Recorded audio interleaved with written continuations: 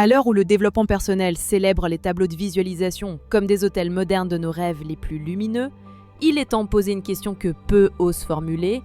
Et si ce que nous devions regarder en face n'était pas seulement ce que nous voulons, mais surtout ce que nous redoutons?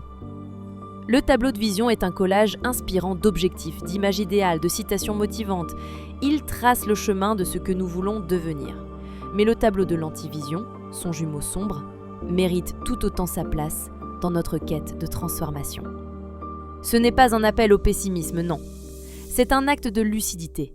Un rappel visuel de ce que nous refusons de redevenir, de ce que nous voulons fuir, de ce que nous devons combattre en nous et autour de nous. Créer un tableau de l'antivision, c'est faire un pacte avec soi-même, regarder en face ses peurs, ses pièges intérieurs, ses blessures non guéries.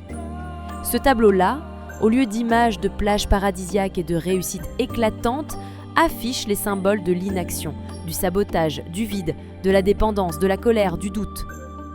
On y place une photo de ce bureau gris qu'on ne veut plus jamais revoir. Un mot, procrastination. Ou cette image de solitude qui nous glace le sang. Prenons un exemple.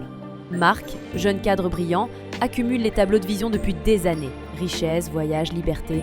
Et pourtant, il stagne. Un jour, il décide d'inverser la démarche.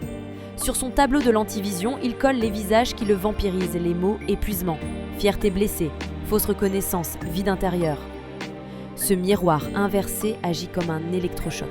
Il comprend que ce n'est pas le manque de vision qui l'empêche, mais la peur d'échouer comme son père. L'angoisse de n'être qu'un masque social. Dès lors, son vrai tableau de vision devient authentique, aligné, libérateur. Car oui, ce que l'on n'identifie pas nous manipule. Ce que l'on refuse de regarder nous gouverne.